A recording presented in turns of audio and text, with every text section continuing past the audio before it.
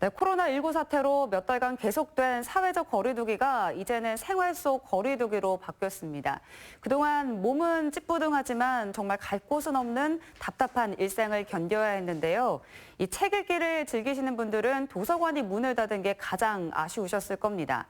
비록 도서관이 문을 닫았지만 그 속에서 일을 하고 있는 사람들은 더 바쁘다고 하는데요. 이 고요함 속에 잠긴 요즘 도서관의 일상은 어떨까요? 홍우표 기자가 다녀왔습니다.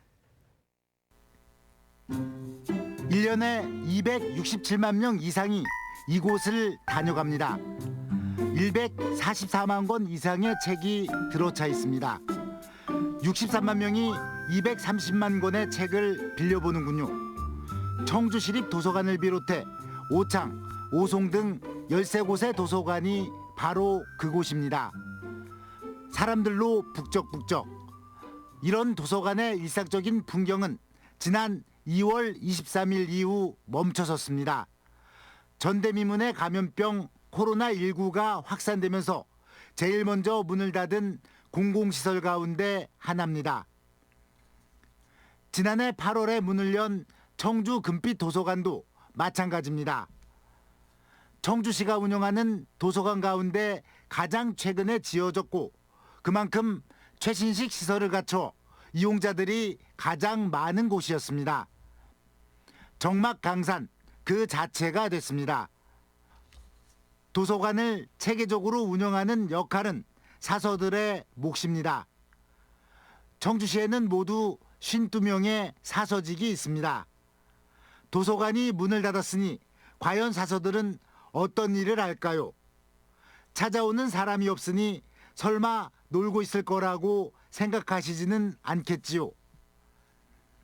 사서들의 가장 일반적인 업무는 장서 관리와 도서 대출입니다. 그 일이 중단되기는 했습니다. 평소 일상의 일입니다. 일단은 자료실에 사람이 굉장히 많은 편이에요. 저희는 지어진 지 얼마 되지 않은 것도 있지만 사람들이랑 소통하는 쪽이 굉장히 많더라고요. 그래서 민원인들 응대를 가장 많이 하는 편이고, 그리고 이제 자료실 업무도 따로 있는 편이죠. 코로나19로 보여지는 도서관은 고요함 그 자체지만 속을 들여다보면 결코 그렇지 않습니다. 흔히 정중동이라고 표현할 수 있겠죠. 코로나19 감염 여부를 확인하기 위해 드라이브스루가 등장한 것처럼 도서 대출에도 이 아이디어가 등장했습니다. 그런데 이게 만만치 않은 작업입니다. 사전에 신청을 받아야 하고 행여모를 감염을 막기 위해 도서에 대한 소독을 벌여야 하니 품이 많이 들어가는 것입니다. 그래서 도서관별로 딱 100명에게만 대출이 가능합니다.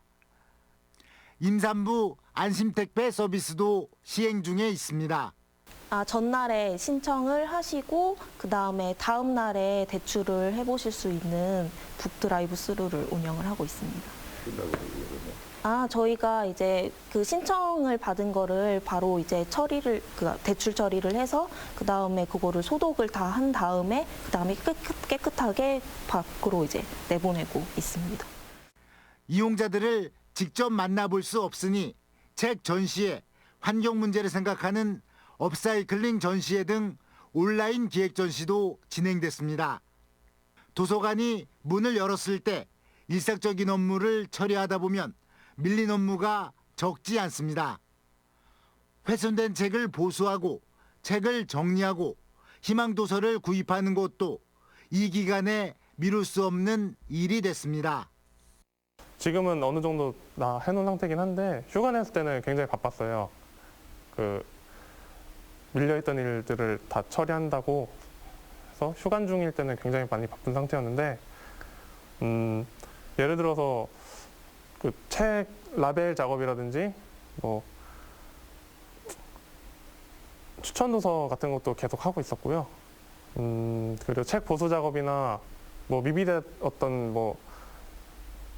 보조 업무들 같은 게 좀 많았고.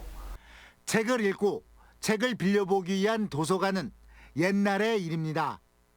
요즘 도서관은 문화와 예술 공간으로서의 기능이 주목받고 있습니다. 각 도서관별로 특화된 프로그램 사업들이 있습니다. 청주시립도서관의 경우 책 읽는 정주, 오창은 도서문화 플랫폼, 오송은 아이들과 함께하는 책사랑 운동 등이 대표적입니다. 기획이 필요한 일들입니다. 도서관이 문을 닫으면서 예정된 날짜보다 차질이 빚어지고 있지만 어떤 형식으로든 준비 작업이 한창입니다. 실제 처음 사서를 꿈꿨던 이들은 막상 도서관에서 일을 하게 되면 다양한 업무 범위에 놀라곤 합니다. 문화 프로그램이나 뭐 행사나 뭐 이런 거는 전혀 생각하지 못했던 것들이고, 네, 기획하는 게 살짝 있기는 한데 그걸 이제 비중을 두지는 않고 여기 전반적으로 자료실 운영이 많이 비중이 크죠. 심지어 가상현실, 이른바 VR, 음악 감상, 영화 감상 등도 프로그램에 들어 있습니다. 요새는 이제 문화 프로그램 쪽이 굉장히 넓어졌잖아요, 범위가. 그래가지고 뭐 책만 뿐만이 아니라 뭐 지금 3층 쪽에 보시면은 VR 기기도 있고 뭐 컴퓨터도 굉장히 많아졌잖아요. 그래가지고 서비스 범위가 굉장히 넓어지는 것 같아요.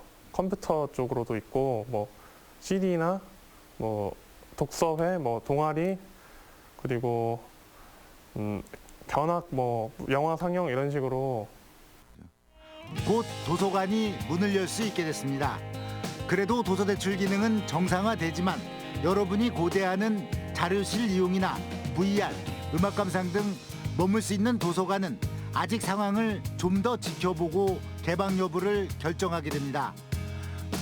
코로나19 사태가 장기화되면서 우리 곁에 당연했던 일상이 얼마나 소중했던 것인지를 도서관 주간을 통해서도 확인할 수 있습니다.